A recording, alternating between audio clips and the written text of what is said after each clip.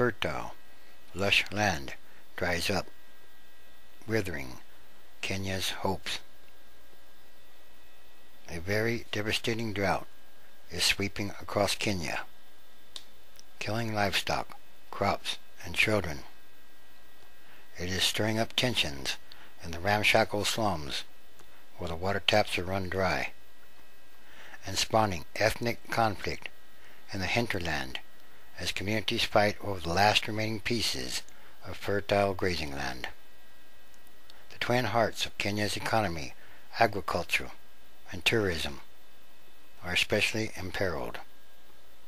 The fabled game animals, the safari goers, fly from all over the world to see, are keeling over from hunger, and the picturesque savannah is now littered with an unusually large number of sun-bleached bones.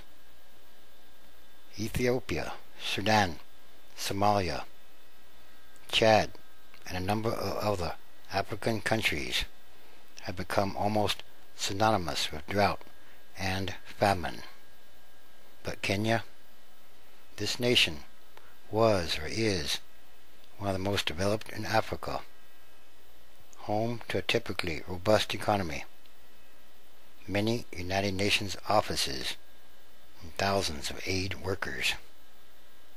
The aid community here has been predicting a disaster for months, saying that the rains had failed once again, and that this could be the worst drought in many decades, if not ever. But the Kenyan government, paralyzed by infighting and political maneuvering, seemed to shrug off the warnings. Some government officials have even been implicated in a scandal to illegally sell off thousands of tons of the nation's grain reserves as a famine was looming.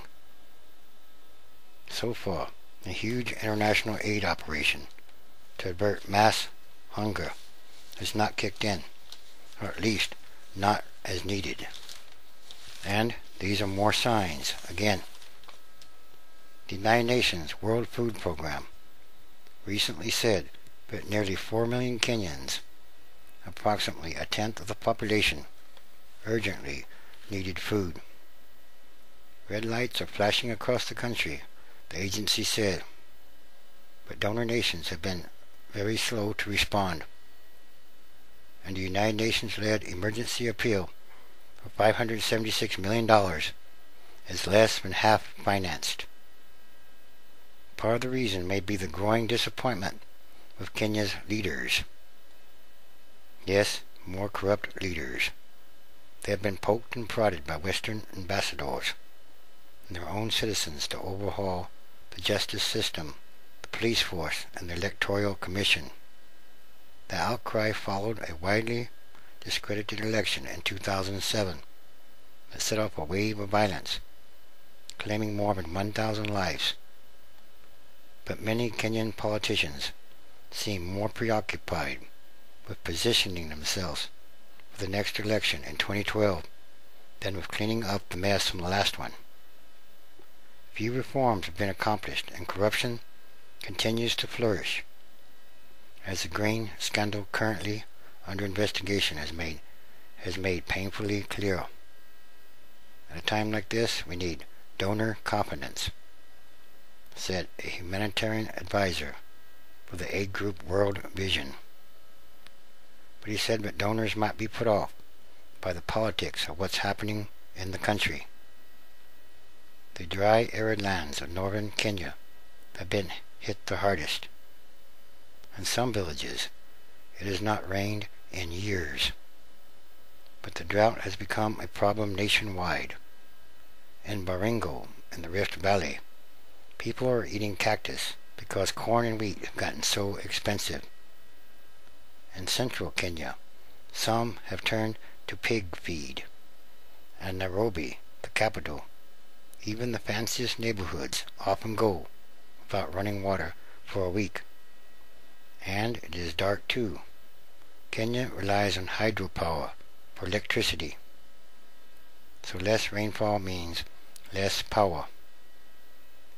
The Kenyan government has begun to respond organizing some highly publicized food deliveries to famine-prone areas. But many Kenyan officials almost seem in denial. Even in a good year, life here is extremely precarious.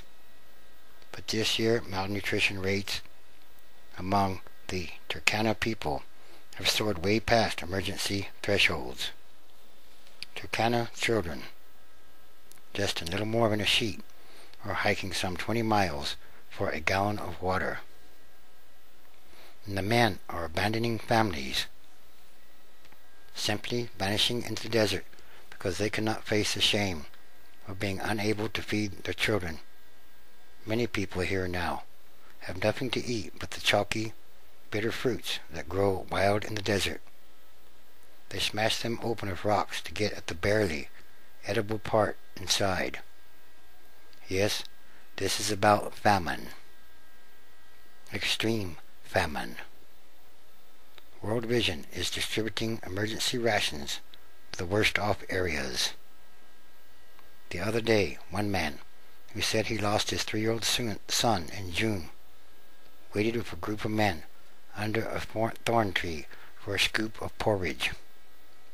Another whisper of a man was so skinny, his hands shook so much, he could barely hold the cup he had been given. "I'm not as old as I look," he said. "It's just I don't have any food." He then started choking on the porridge, which was the color and texture of sand, and was rescued by a capful of water from his granddaughter. Perhaps equally worrisome is the rising ethnic conflict. The Turkana call their neighbors, the Pokot, the enemy, and said intense clashes recently broke out because of the shrinking amount of grazing land. One Turkana woman said the enemy had killed her son, stolen all her animals, and driven her off her land.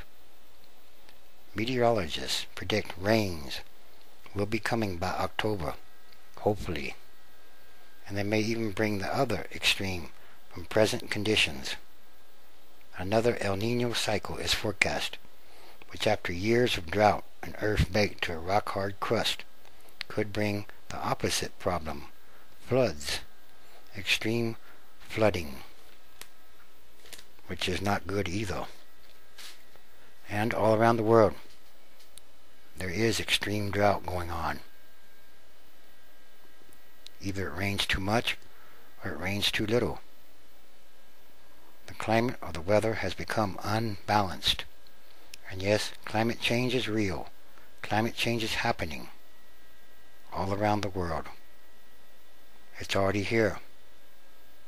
Once again, there's something much more going on here. Something much bigger. Famine is real. It too is happening. And these are more signs of the end times, transition days. Transition is ongoing, daily. And there are many, many signs.